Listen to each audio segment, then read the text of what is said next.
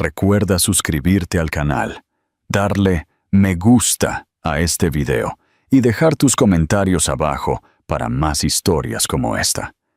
El sonido que hizo que el silencio en la sala 4B del Juzgado de Distrito de la Ciudad de México fuera tan absoluto que se podía oír el zumbido de las luces fluorescentes.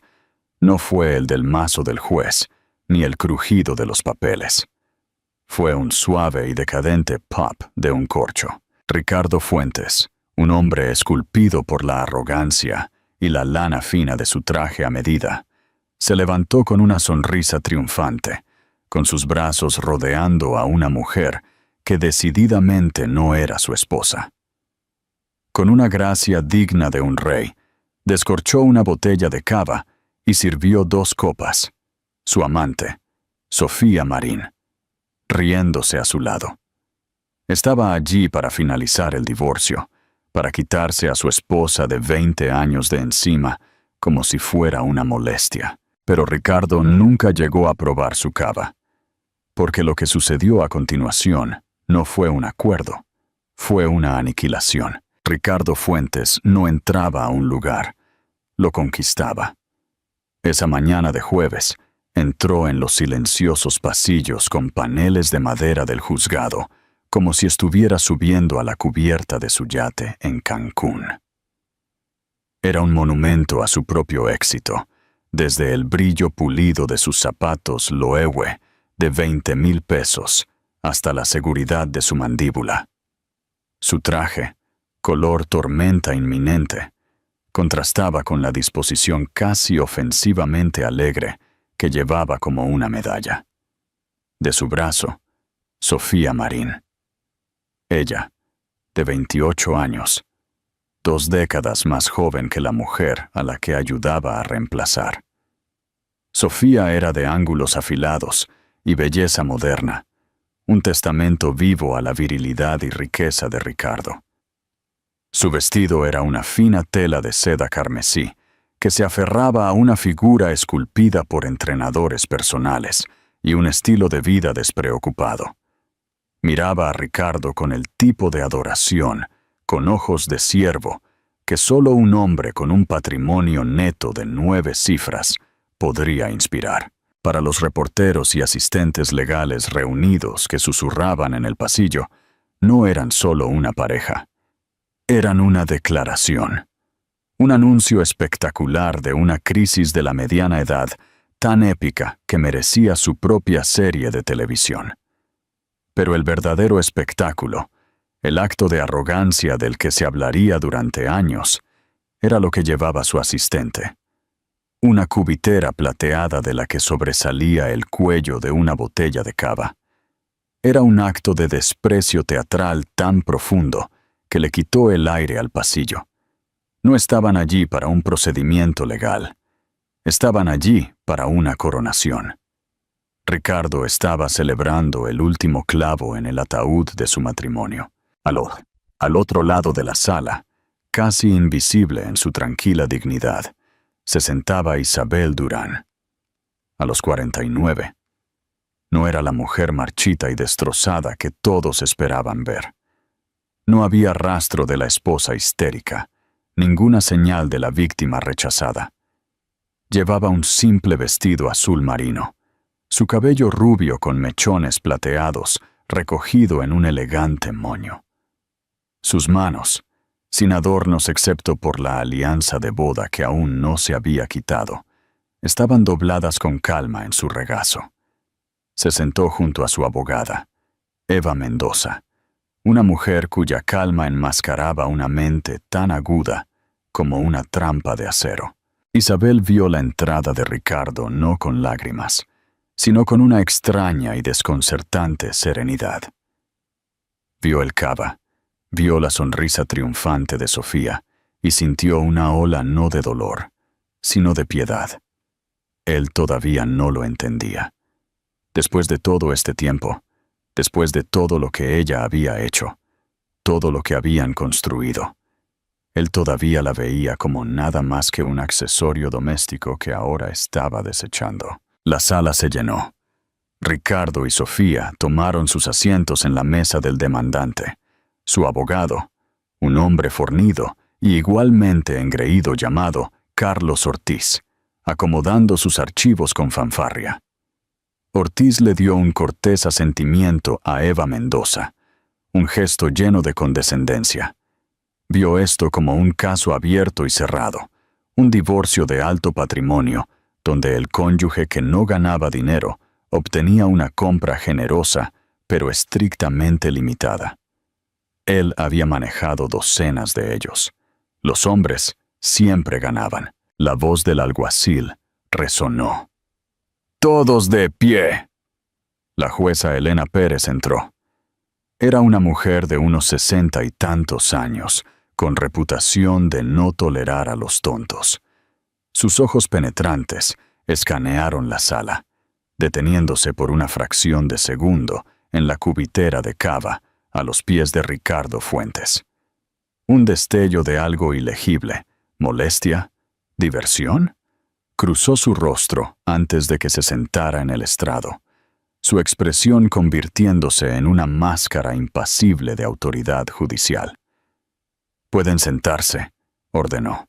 Ricardo se inclinó hacia Sofía y susurró, su voz lo suficientemente alta como para que las primeras filas la oyeran. «Prepárate para brindar por tu nueva vida, amor». Le guiñó un ojo.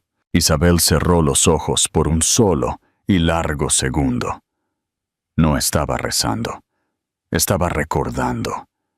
Recordando el principio. Antes del mármol y las torres de cristal. Antes del desprecio y el cava. Recordaba un apartamento pequeño que siempre olía a diluyente de pintura y ambición, y al hombre que una vez le había prometido el mundo, sin imaginar que un día ella sería la dueña legal de él. Hace 25 años, Ricardo Fuentes no era un titán de la industria. Era un hombre con una energía ilimitada, una sonrisa encantadora y calcetines con agujeros. Era un contratista con una camioneta y un sueño, luchando por poner en marcha su pequeña empresa de construcción. Conoció a Isabel Durán en una ferretería local. Ella no era una socialité. Era una estudiante de historia de la arquitectura, con una pasión por el diseño y un ojo agudo para el potencial. Él estaba comprando tabla roca. Ella estaba dibujando los soportes de un viejo edificio al otro lado de la calle. Él se enamoró al instante de su inteligencia tranquila y la forma en que veía el mundo, no solo como era, sino como podría ser. Su noviazgo fue un torbellino de conversaciones nocturnas, alimentadas por café barato, sobre planos en la mesa de su pequeña cocina. Él tenía la fuerza y la habilidad para vender. Ella tenía la visión. «La gente no solo compra una casa, Ricardo», le dijo una noche, golpeando un lápiz en un plano. «Compran un sentimiento, compran una historia de la vida que quieren vivir». Fue Isabel quien lo convenció de dejar de construir casas de molde y comenzar a crear hogares. Fue Isabel quien, usando la herencia de su abuela, una suma modesta pero crucial de $50,000, proporcionó el capital inicial para que compraran su primera casa victoriana en ruinas, en un vecindario que nadie quería. Ricardo vio una ruina. Isabel vio buenos huesos y un futuro. Mientras él manejaba las cuadrillas de construcción, ella manejaba el alma del proyecto. Pasó semanas investigando la historia original de la casa, buscando accesorios apropiados para la época, diseñando un plano que fuera funcionalmente moderno e históricamente respetuoso. No solo estaba decorando, estaba creando el producto mismo que él estaba vendiendo. Cuando estuvo terminada, se vendió en un solo día por el triple de su inversión. Su compañía había nacido. Fuentes Propiedades, Ricardo quería llamarla. No, había dicho Isabel con firmeza, un raro momento de aserción en esos primeros días. Debería ser Fuentes en Durán Propiedades. Somos socios en esto. Tu nombre y mi nombre juntos. Ricardo, todavía profundamente enamorado y reconociendo la verdad en sus palabras, había aceptado de buena gana. El nombre fue registrado y la sociedad se formó legalmente, con ambos como socios fundadores. Ese detalle crucial, firmado en un documento en una oficina de ayuntamiento, fue una promesa grabada en tinta. Los siguientes 10 años fueron un torbellino de éxito. Fuentes en Durán Propiedades se convirtió en el nombre principal en restauraciones de lujo y desarrollos de alta gama. La filosofía de diseño de Isabel, una mezcla de elegancia clásica y vida cómoda, se convirtió en su firma. Ella era la fuerza silenciosa detrás de la marca. Mientras Ricardo era el rostro, el que salía en las revistas dando la mano a alcaldes y financieros, Isabel era la que preparaba las propiedades, elegía el arte, organizaba las cenas íntimas, donde se persuadía a los inversores indecisos para que firmaran cheques de millones de dólares. Ella cultivaba las relaciones que Ricardo luego aprovechaba para sus negocios. Ella organizaba su vida social con el mismo cuidado meticuloso que usaba para diseñar una sala de estar, entendiendo que en su mundo la percepción era una moneda. Pero el éxito cambió a Ricardo. El hombre que una vez valoró su visión comenzó a menospreciarla. Su trabajo se convirtió en sus pequeños pasatiempos. Las cenas de inversores que ella orquestaba eran solo fiestas. El capital inicial de $50,000 de su familia fue olvidado, reescrito en su mente como un pequeño préstamo que él había eclipsado con su propio genio. Comenzó a creer su propia prensa.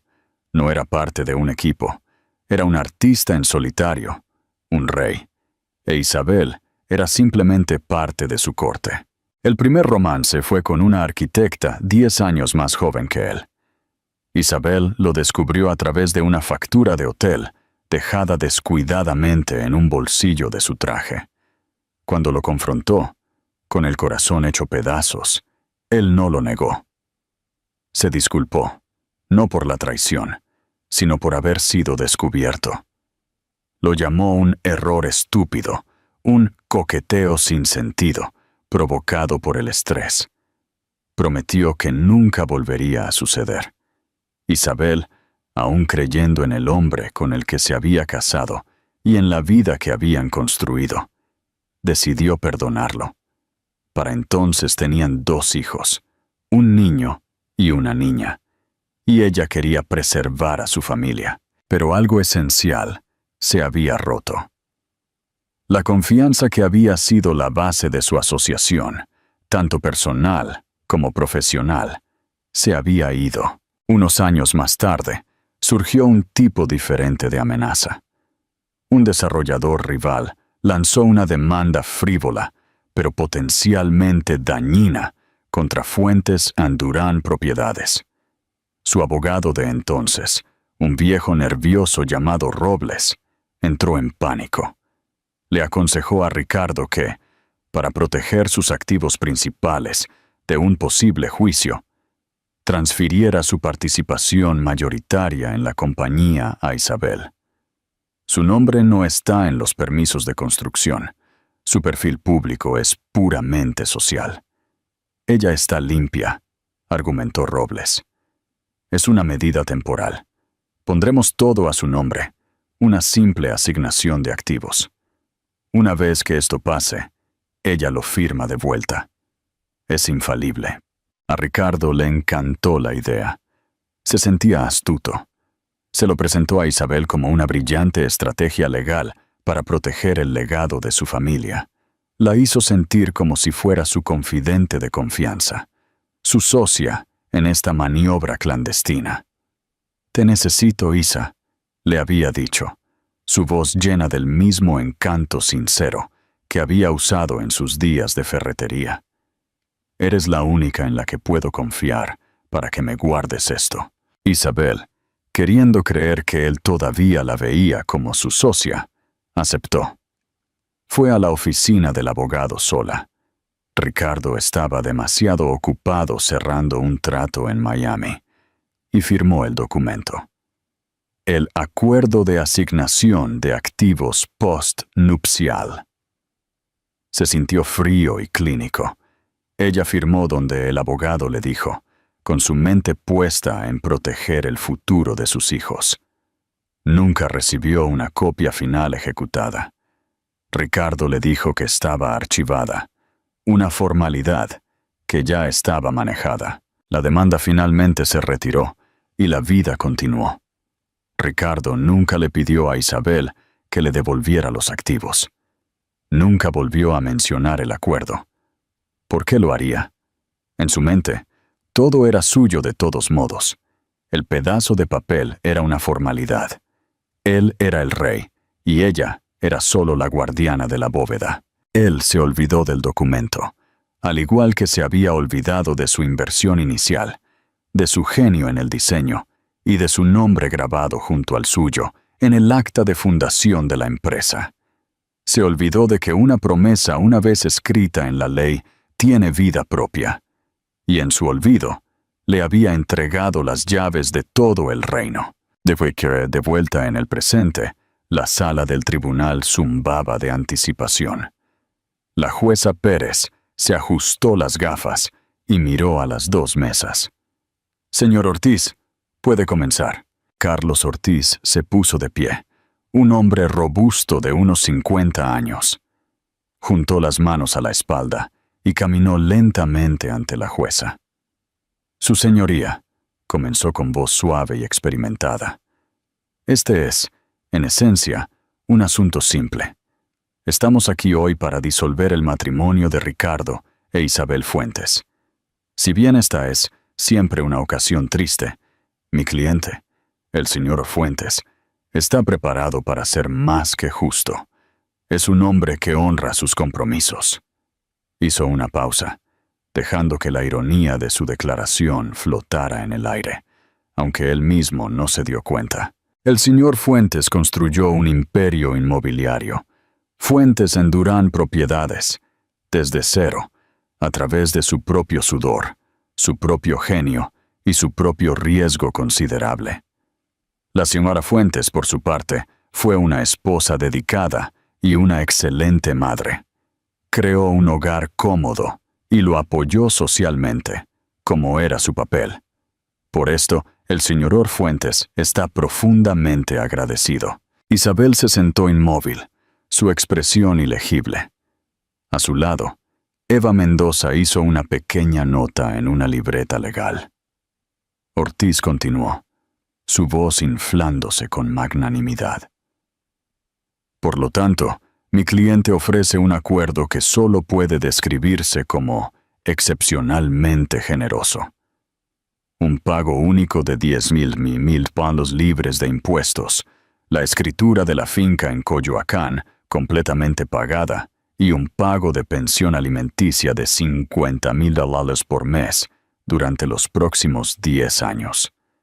Su señoría, este es un paquete que le permitirá a la señora Fuentes seguir viviendo con extrema comodidad por el resto de su vida sin tener que trabajar un solo día».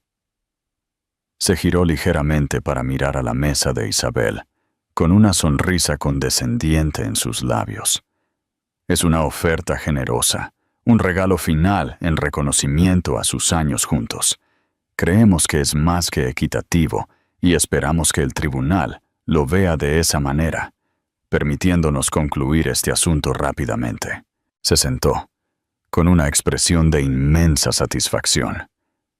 Ricardo se recostó en su silla, cruzando las piernas y dándole un apretón confiado a la mano de Sofía.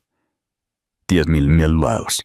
Para él era un error de redondeo, el costo de una molestia, un pequeño precio a pagar por su libertad y por la totalidad del imperio de $1.000 millones que consideraba solo suyo. La jueza Pérez miró a la mesa de Isabel. «Señorita Mendoza». Eva Mendoza se puso de pie. Ella era el opuesto físico de Carlos Ortiz.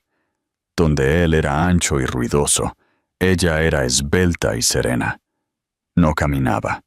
Se quedó perfectamente quieta, su presencia dominando la sala a través de su pura concentración. «Den thousand, su señoría», comenzó Eva, con voz clara y precisa. «Agradecemos al señor Ortiz por su actuación. Sin embargo, no estamos aquí hoy para negociar la liquidación de la señora Fuentes».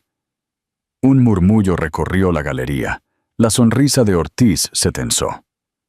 «El señor Ortiz pinta una imagen de un rey benevolente, otorgando riquezas a una súbdita leal. Esta imagen es una fantasía», continuó Eva. «Es una narrativa construida para borrar el papel fundamental de mi cliente, no solo en el matrimonio, sino en la creación y propiedad misma de los activos en cuestión. No estamos aquí para dividir los bienes conyugales, su señoría. Estamos aquí para confirmar la propiedad legal». El murmullo se hizo más fuerte. Ricardo descruzó las piernas. Un destello de irritación cruzó su rostro. ¿Qué era esta tontería? Mi cliente, Isabel Durán, no está buscando un regalo de su marido, dijo Eva, su voz bajando ligeramente, atrayendo a todos. Ella no es el cónyuge que no gana dinero que el señor Ortiz describió tan despectivamente. La evidencia mostrará que la señora Durán fue la socia fundadora de Fuentes en Durán Propiedades. Su inversión financiera fue la semilla de la que creció. Su visión creativa fue el producto que vendió. Y lo más importante, como probaremos con documentos legalmente vinculantes y completamente ejecutados, ella es y ha sido durante varios años la propietaria mayoritaria y controladora de toda la estructura corporativa de Fuentes de Durán. La sala del tribunal cayó en un silencio atónito y absoluto.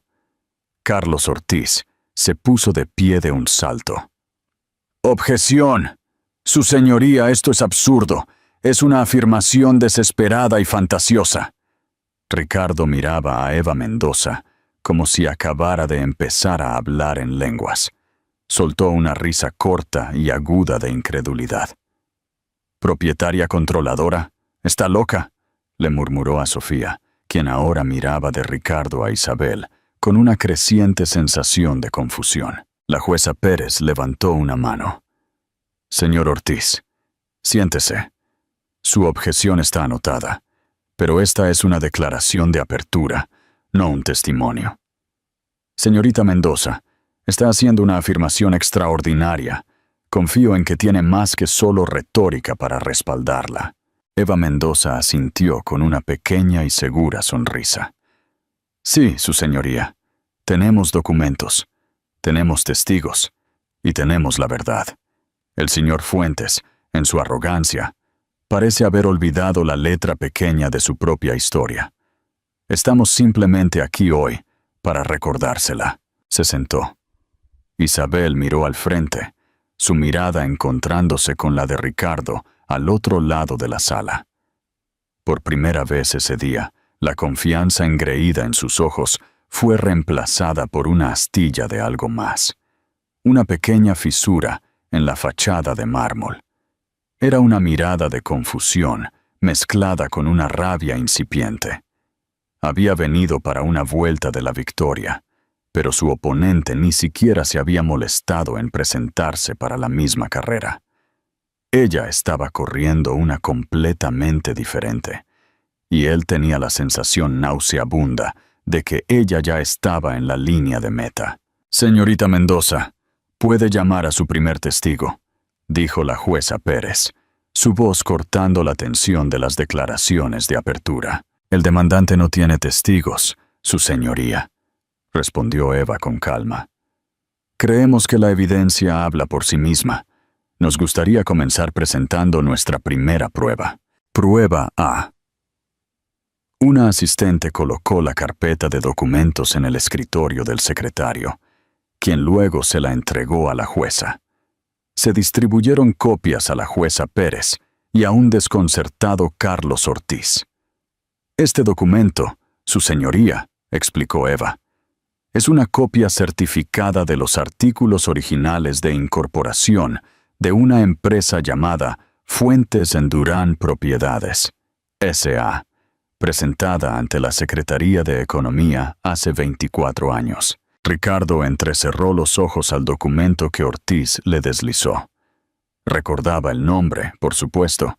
Era una elección sentimental de una vida pasada. No significaba nada. ¿Cómo puede ver el tribunal?, continuó Eva. Hay 2 socios fundadores enumerados con partes iguales. Ricardo Fuentes de Pia e Isabel Durán. No Isabel de Fuentes, la esposa, sino Isabel Durán, la persona. Su nombre de soltera. Ortiz se puso de pie, sacudiendo la cabeza. Su señoría, esto es un documento histórico. Refleja el estado de la empresa hace 2 décadas. No significa nada ahora. Fuentes en Durán. Propiedades ha sufrido numerosas reestructuraciones, fusiones y la creación de una docena de subsidiarias y una empresa holding principal. Este antiguo artefacto no tiene relación con la estructura corporativa actual. Eva esperó a que terminara. Al contrario, su señoría, la fundación lo es todo. Este documento establece desde el primer día que esta no fue la única aventura del señor Fuentes. Fue una sociedad. Pero el señor Ortiz tiene razón en que esto es solo el comienzo de la historia. Pasemos al capital inicial que financió esta sociedad. Dirigió su atención a Ricardo. Señor Fuentes, en su declaración, usted afirmó que comenzó su empresa con sus propios ahorros y un pequeño préstamo de su padre. ¿Es correcto? Ricardo se inclinó hacia adelante, hablando por el micrófono. Así es, 100%. Yo la construí solo. ¿Está seguro de que no recibió ninguna asistencia financiera significativa de nadie más, específicamente de Isabel o de su familia? Absolutamente no, dijo Ricardo con un gesto de desprecio. Su familia no tenía ese tipo de dinero. Fui yo. Todo yo. Ya veo, dijo Eva suavemente. Entonces quizás pueda explicar la prueba B. Se mostró otro documento. Este era más viejo. El papel amarillento por la edad. Era una carta escrita a mano. Esto, anunció Eva, es una carta del difunto padre de Isabel, el señor David Durán, a su banco, fechada el 12 de abril de 1999. Hemos autenticado la firma. En ella, él autoriza que se emita un cheque de caja de su cuenta de jubilación por la cantidad de 50,000. Ortiz se puso de pie de nuevo. Objeción. De oídas y sin relevancia. Una carta de un hombre fallecido a su banco no prueba nada sobre a dónde fue ese dinero. Paciencia, señor Ortiz, advirtió la jueza Pérez, con sus ojos fijos en el documento. La carta continúa diciendo, y cito, leyó Eva, este cheque se hará pagadero tanto a Ricardo Fuentes como a Isabel Durán, para servir como la inversión de capital inicial para su nueva empresa comercial conjunta. Y, su señoría, adjunto a esta carta hay una copia de ese mismo cheque de caja obtenido de los archivos del banco. Está endosado en el reverso por 2 firmas, Ricardo Fuentes e Isabel Durán, y fue depositado en la primera cuenta corporativa de Fuentes en Durán Propiedades. La sala del tribunal estaba en silencio. Todos los ojos estaban puestos en Ricardo.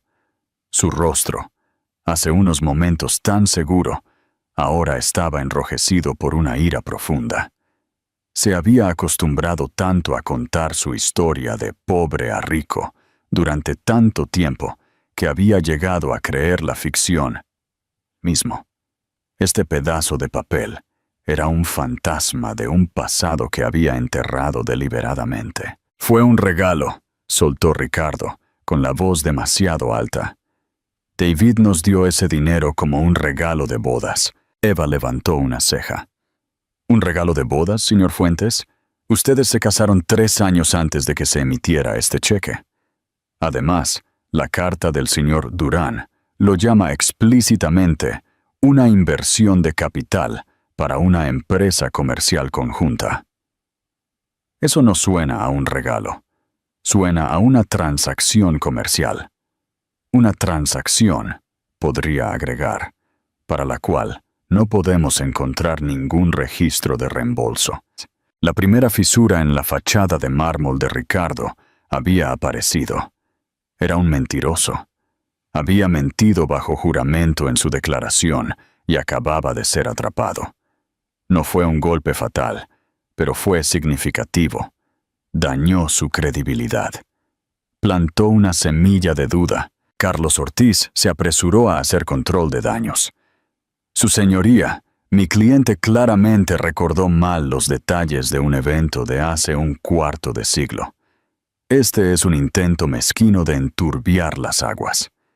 $50,000, incluso si fue un préstamo, es una miseria comparada con la valoración de $1,000 millones de la compañía hoy. Es un error de redondeo». «¿Es una base un error de redondeo, señor Ortiz?», replicó Eva con suavidad. «¿O es la parte más crucial de cualquier estructura?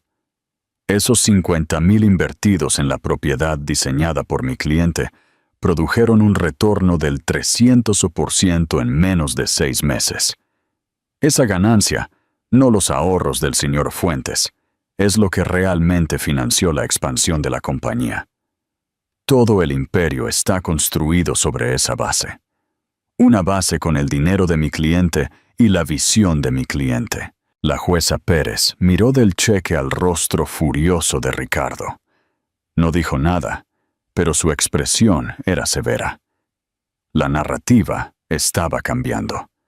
Isabel Durán ya no era una simple ama de casa pidiendo una limosna. Era una socia fundadora cuya contribución inicial acababa de ser probada y cuyo ex marido acababa de mentir al respecto en un tribunal abierto. Ricardo sintió que un nudo frío se le apretaba en el estómago. Miró a Sofía. La adoración en sus ojos ahora estaba mezclada con un toque de confusión y preocupación. Esta no era la ejecución rápida y limpia que le había prometido. Esto se estaba volviendo complicado. Por primera vez, sintió una punzada de inquietud. Había subestimado a Isabel, o más exactamente, había olvidado quién era. Y estaba empezando a sospechar que su abogada, esta mujer tranquila y modesta, tenía mucho más que decir. Eva Mendoza dejó que el impacto de la primera revelación se asentara antes de continuar. Su método deliberado y devastadoramente efectivo. No estaba atacando con un mazo. Estaba desmantelando la fortaleza de Ricardo ladrillo por ladrillo. «Ahora que hemos establecido la base financiera de Fuentes en Durán Propiedades», dijo, dirigiéndose a la jueza, «pasemos a su base creativa. El señor Fuentes se ha presentado consistentemente como el visionario singular detrás del éxito de la compañía». Hizo un gesto hacia una gran pantalla que se había instalado en la sala del tribunal. «Nos gustaría presentar la prueba C. Esta es una colección de artículos de revistas, premios de arquitectura y materiales de marketing de los últimos 20 años». Imágenes comenzaron a aparecer en la pantalla. Páginas de revistas de diseño y negocios. Fotos de casas relucientes de cristal y acero. Edificios restaurados y lujosos apartamentos. En cada foto con una persona era Ricardo. Ricardo con un casco en una obra de construcción. Ricardo en una sala de juntas señalando un modelo. Ricardo aceptando un premio. «Como puede ver», dijo Eva, La narrativa pública ha sido cuidadosamente seleccionada. El señor Fuentes es el rostro y el nombre de la marca. Carlos Ortiz sonrió. La señorita Mendoza está probando mi punto. La evidencia del éxito de mi cliente es abrumadora. No he terminado, dijo Eva con frialdad. Ahora, veamos el trabajo real. Llamamos a nuestro próximo testigo, el señor Francisco Hernández. Un caballero mayor de unos 70 años, con ojos amables y manos gastadas por el trabajo, se dirigió al estrado de los testigos. «Señor Hernández», comenzó Eva, «¿podría por favor declarar su ocupación para el tribunal?» «Fui gerente de proyecto», dijo con una voz clara y firme. «Trabajé para Fuentes en Durán durante 18 años, desde el principio. Fui su tercer empleado. Gracias. Señor Hernández, usted supervisó la construcción de más de 50 propiedades para la empresa. En su experiencia profesional, ¿quién fue responsable de los conceptos de diseño centrales, las elecciones estéticas, las selecciones de materiales y la presentación final que hizo que esas propiedades fueran tan deseables?» Ortiz se puso de pie. «Objeción. Pide especulación». «Rechazada», espetó la jueza Pérez. Se le pregunta al testigo sobre su experiencia profesional directa. Puede responder. Hernández miró directamente a la jueza. En los primeros días, todo era la señora Fuentes. Isabel, ella tenía el ojo. Ricardo era excelente para conseguir los permisos y manejar a los subcontratistas, pero Isabel era la que hacía los lugares especiales. Encontraba algún viejo marco de chimenea en un depósito de salvamento, o dibujaba un nuevo diseño de cocina en una servilleta que era simplemente perfecto. Ella elegía cada color de pintura, cada azulejo, cada lámpara. No lo llamábamos puesta en escena en ese entonces, pero ella era la que amueblaba las primeras casas modelo usando piezas de su propia casa. Eso fue lo que las vendió. Eva asintió. ¿Y a medida que la compañía creció, su papel disminuyó? Para nada, dijo Hernández. Simplemente se hizo más grande. Ella contrató y manejó a todo el equipo de diseño de interiores. No se ordenaba nada. Ningún plano se finalizaba sin su aprobación del lado estético. Ricardo manejaba el dinero y el calendario, pero Isabel creó el producto. Todos los que estábamos dentro lo sabíamos. Ella era el alma de la compañía. Eva dejó que sus palabras se asimilaran antes de hacer su última pregunta. «Señor Hernández, ¿por qué ya no está con la compañía?» El rostro del anciano se entristeció. «El señor Fuentes me despidió hace 2 años. Dijo que estaban racionalizando y que mi pensión era demasiado cara. Había trabajado para él durante 18 años. Gracias, señor Hernández. No más preguntas». Ortiz se negó a interrogarlo, sabiendo que Hernández era un testigo comprensivo y creíble que solo haría más daño.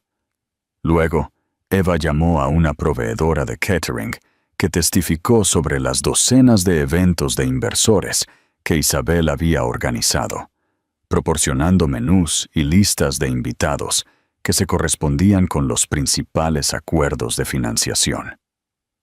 Luego llamó a un ex diseñador junior que contó entre lágrimas cómo Isabel lo había asesorado y cómo sus propios diseños a menudo eran presentados a Ricardo por un diseñador senior que se llevaba el crédito. La imagen se estaba volviendo dolorosamente clara. Isabel no era una ama de casa que organizaba fiestas. Era una ejecutiva sin crédito, la directora creativa principal de Fuentes and Durán Propiedades, cuyas contribuciones habían sido sistemáticamente borradas de la historia oficial. Ricardo estaba furioso. Sentía que su poder, su propia identidad, estaba siendo diseccionado públicamente y reetiquetado. Esto ya no era solo por dinero. Se trataba de su legado. Luego, Eva Mendoza regresó a su mesa y recogió una sola hoja de papel. «Su señoría, Tenemos una última pieza de evidencia con respecto a la identidad fundamental de esta compañía, anunció. Es algo tan obvio que ha estado escondido a la vista durante 24 años. Sostuvo el papel. Era un primer plano del logotipo de Fuentes Endurán Propiedades.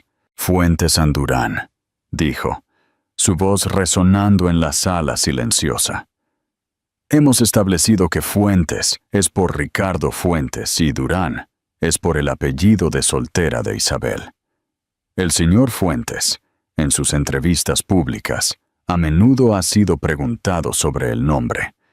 Ha afirmado que Durán fue elegido porque denota durabilidad, o porque suena a duradero y elegante. Una ingeniosa estrategia de marca. Se detuvo, mirando directamente a Ricardo. Pero creemos que hay algo más.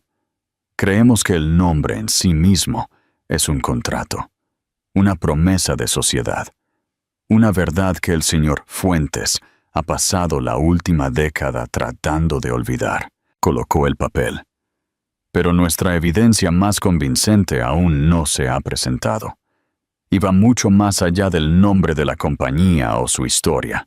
Se refiere a su propiedad legal actual, un asunto que el propio señor Fuentes arregló. Carlos Ortiz se rió a carcajadas, un sonido nervioso y forzado.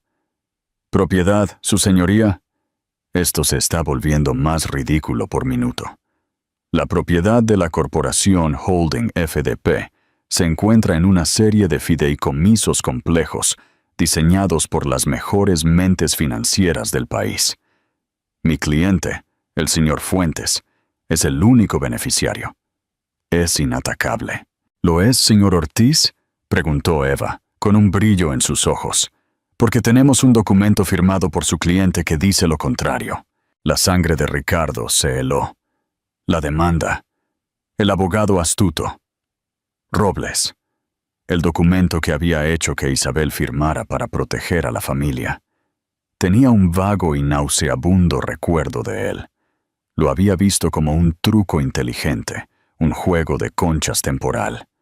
Nunca se le había ocurrido revertirlo. ¿Por qué lo haría? Él estaba a cargo. Ella era su esposa. Todo era suyo. El nudo nauseabundo en su estómago se apretó hasta convertirse en una bola de hielo. Miró a Isabel. Su expresión serena no había cambiado, pero ahora la veía por lo que era. No era calma, era certeza. Señorita Mendoza, ¿a qué documento se refiere?, preguntó la jueza Pérez, su voz teñida de una impaciente curiosidad. La sala del tribunal estaba tan quieta como una tumba. Nos gustaría presentar como prueba. Prueba F, su señoría, dijo Eva.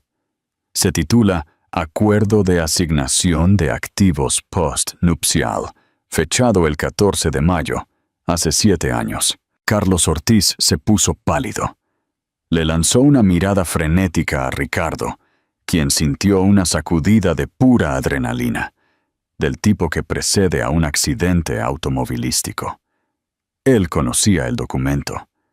Había orquestado su creación, pero no lo había visto en años. Había olvidado los detalles, confiado en su propósito de protegerlo temporalmente. El secretario le entregó el documento a la jueza Pérez y una copia a la mesa de Ortiz. Ortiz lo arrebató, sus ojos escaneando el denso texto legal, con un horror creciente. Su señoría, comenzó Eva a explicar. Hace 7 años, Fuentes Endurán Propiedades enfrentó una demanda significativa, aunque finalmente sin fundamento. Por consejo de su abogado de entonces, el señor Fuentes decidió aislar legalmente sus activos. La solución que eligió fue transferir su interés mayoritario en la empresa holding principal, la entidad que posee todas las subsidiarias, cada propiedad, cada dólar, al nombre de su esposa. Una ola de jadeo se extendió por la galería. La mano perfectamente cuidada de Sofía voló a su boca. Ortiz encontró su voz, balbuceando. Una transferencia temporal. Una estrategia común de protección de activos. Fue una transferencia temporal, con el claro entendimiento de que los activos serían devueltos una vez que se resolviera la amenaza legal. La ley, señor Ortiz, replicó Eva, con la voz peligrosamente suave. No se preocupa por los entendimientos vagos. Se preocupa por lo que está escrito y lo que está firmado. Por favor, dirija su atención a la página 4, sección 3, subsección B. Los dedos de Ortiz se enredaron con las páginas. La jueza Pérez ya estaba allí, su dedo trazando las líneas del texto. La cláusula, dijo Eva, sus palabras como martillazos, estipula las condiciones bajo las cuales los activos revertirían al señor Orfuentes. Establece que la propiedad se transferirá de nuevo a solicitud escrita conjunta, presentada al fideicomisario corporativo por ambas partes, el señor Ricardo Fuentes y la señora Isabel Durán. Hizo una pausa, dejando que las palabras flotaran en el aire. Su señoría, hemos presentado una declaración jurada del fideicomisario, confirmando que nunca se hizo ni se intentó tal solicitud conjunta. La mente de Ricardo estaba corriendo, tratando de salir de la trampa. Se suponía que ella lo firmaría de vuelta, le susurró a Ortiz, con la voz áspera. ¿Alguna vez le presentó un documento para que firmara la devolución de los activos, señor Fuentes? Preguntó Eva, como si pudiera escuchar sus pensamientos. Ricardo estaba atrapado. No lo había hecho. Una vez que la demanda se desvaneció, fue consumido por un nuevo megaproyecto en Miami.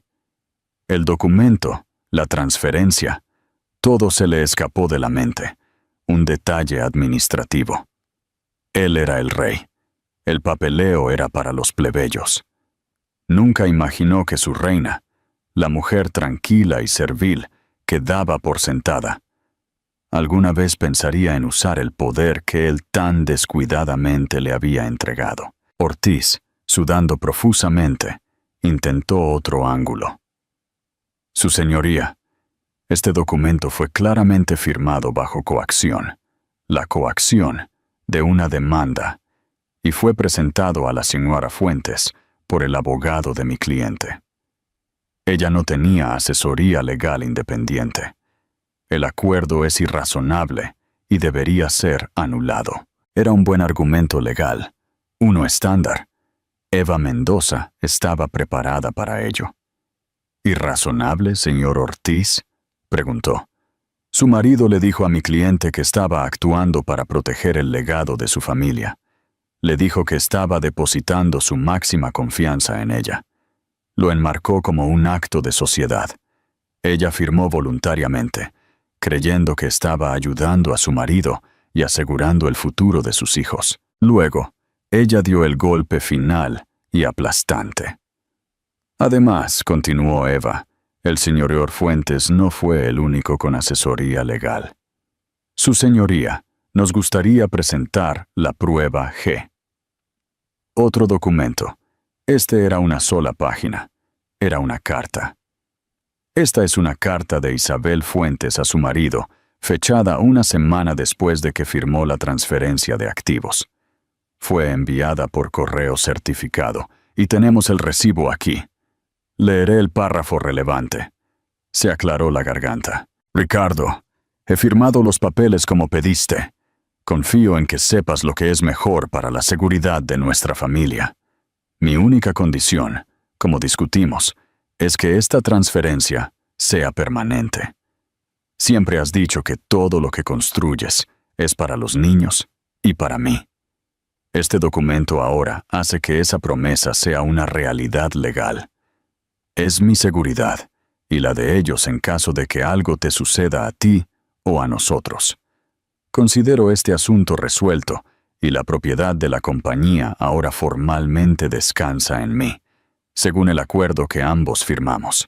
Ricardo se quedó boquiabierto. Nunca había visto esa carta. Nunca... Espera. Correo certificado. Su asistente, Sara, debió haberla firmado. Sara, a quien había despedido hace 6 meses después de que mezcló su reserva para almorzar. Tenía un vago recuerdo de ella entregándole una pila de correo, sobres de aspecto oficial, que le había dicho que simplemente archivara. Nunca los leyó. Tenía cosas más importantes que hacer. Su señoría, concluyó Eva, su voz resonando con finalidad. El señor Fuentes recibió esta carta. Nunca la impugnó. Nunca la respondió. Nunca tomó ninguna medida para revertir la transferencia. Por su propia inacción y silencio, aceptó legalmente sus términos. Estaba tan seguro de su control sobre su esposa que ignoró una declaración legalmente vinculante que lo despojó de toda su fortuna. No se le olvidó. Simplemente no le importó. Creía que los documentos, las leyes, las promesas mismas que hizo no se aplicaban a él. Se giró y miró a Ricardo Fuentes, sus ojos llenos de un fuego frío y claro.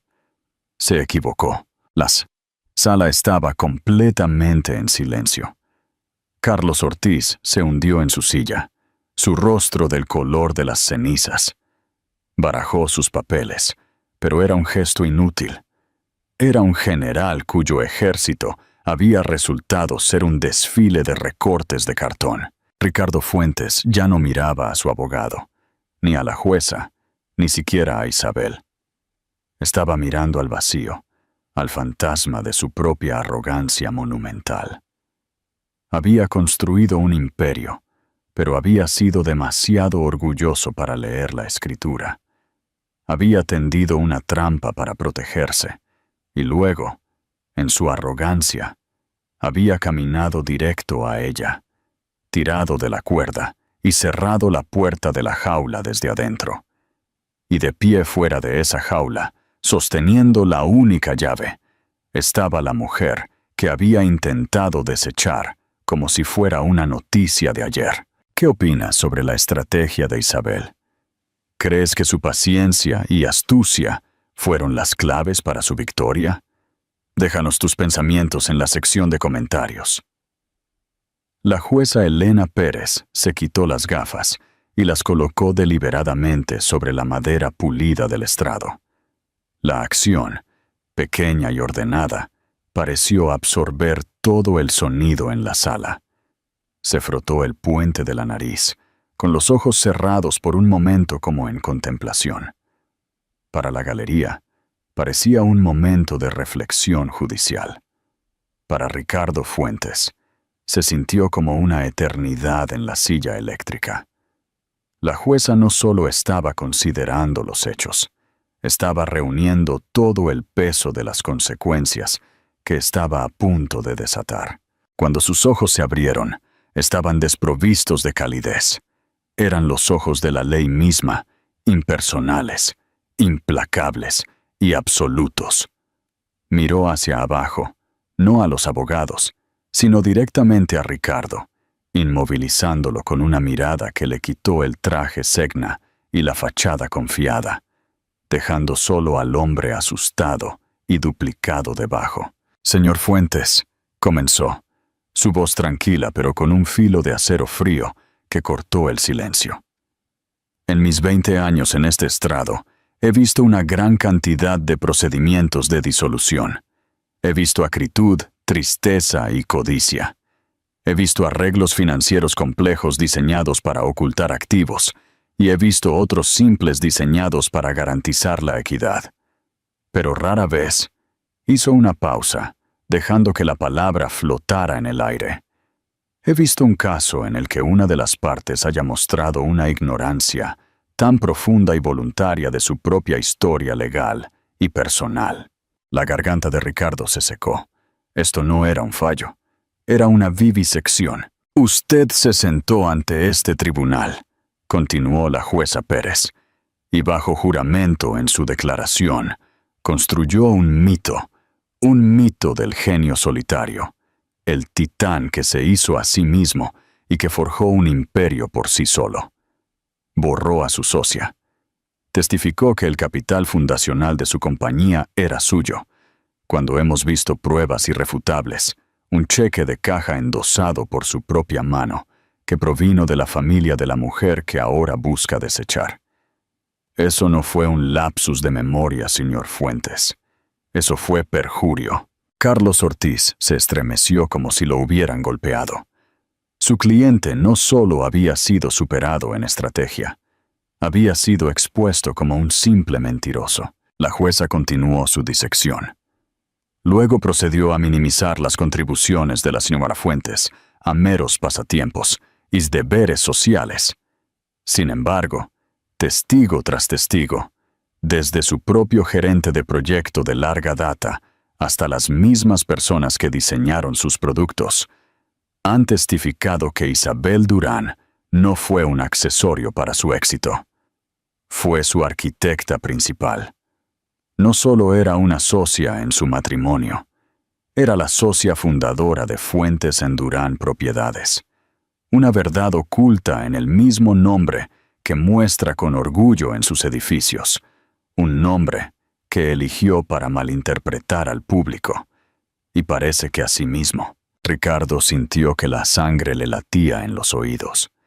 Pudo sentir la mirada de Sofía a un lado de su rostro, ya no adoradora, sino interrogante, horrorizada. Su mente, en un acto desesperado de autoconservación, recordó una conversación del año anterior en el club de campo. Había estado en la cima, riendo. La clave del éxito, había pontificado, es nunca dejar que nadie más tenga el poder real. Los detalles, la letra pequeña, ahí es donde mantienes tu reino a salvo. Lo había creído. Había creído que era el maestro de los detalles. La jueza Pérez recogió el acuerdo de asignación de activos postnupcial, sosteniéndolo como si fuera radioactivo. Lo que nos lleva a este documento, el acto supremo de arrogancia. Su abogado, señor Ortiz, argumenta que es irrazonable, firmado bajo coacción.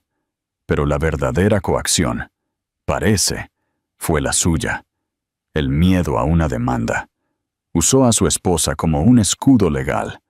Se lo presentó como un acto de confianza, una forma de proteger a la familia. La convirtió en el recipiente de toda su fortuna, convencido de su poder para ordenarle que la devolviera a voluntad. Dejó el documento y recogió la carta certificada.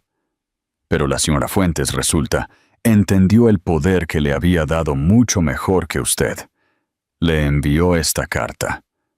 Una declaración clara e inequívoca que establecía su entendimiento de que la transferencia era permanente, que era su seguridad. Fue enviada por correo certificado. Señor Fuentes, su entrega es un asunto de registro legal. Su defensa es que estaba demasiado ocupado, demasiado importante para leer su propio correo. Delegó, desestimó, ignoró. Trató una declaración legal que alteró la propiedad de su imperio de $1,000 millones con la misma atención que le daría a un pedazo de correo basura. Se inclinó hacia adelante, su voz bajando pero sin perder su intensidad. En la ley, señor Fuentes, el silencio tiene un significado. Cuando se le presenta una declaración clara de términos, su falta de impugnación, objeción o incluso respuesta constituye aceptación. Tuvo 7 años para desafiar esto. Tuvo 7 años para presentar la solicitud conjunta para revertir la transferencia. No hizo nada, porque en su mundo, Isabel Durán no era una entidad con derechos. Era una extensión de su voluntad. No creía que necesitaba revertirlo, porque nunca creyó que el poder realmente había dejado sus manos. Fue la suposición más cara de su vida. La sala ahora estaba tan silenciosa que el frenético rasgueo del bolígrafo de la reportera sonaba como un incendio forestal. Sofía Marín ya no miraba a Ricardo.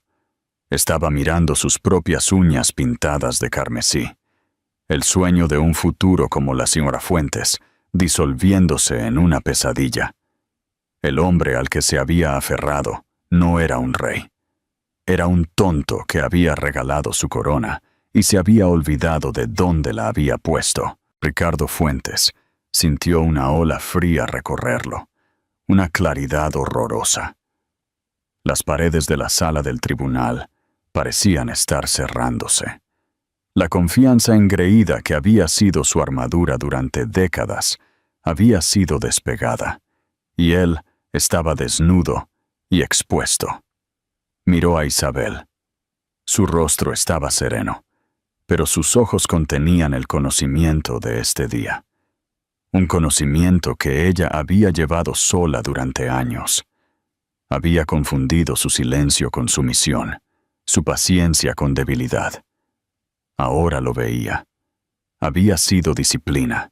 Por lo tanto, declaró la jueza Pérez, su voz elevándose a un tono formal y proclamatorio.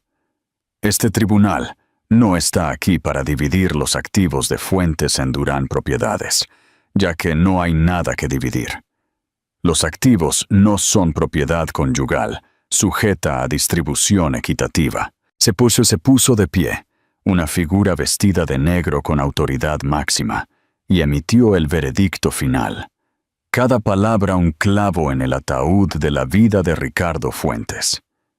Basado en los documentos presentados y verificados, este tribunal confirma que la propiedad legal y de control total de la Corporación Holding FDP y todos sus activos subsidiarios, propiedades inmobiliarias y cuentas financieras, fue transferida legal e irrevocablemente a la señora Isabel Durán hace 7 años.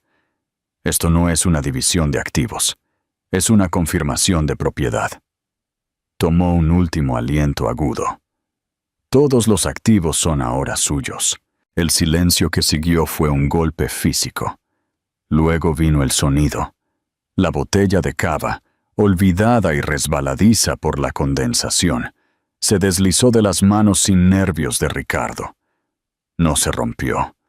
Cayó al suelo de mármol con un golpe sordo y enfermizo, el sonido de un monarca caído. La botella de cava rodó ignominiosamente por el suelo y se detuvo cerca del estrado de los testigos, su promesa de celebración, ahora un epitafio burlón. Ricardo abrió la boca para gritar, para objetar, para enfurecerse contra la imposible injusticia de todo. Pero todo lo que salió fue un jadeo seco y ronco. Su poder, su voz, su propia identidad, le habían sido arrebatados.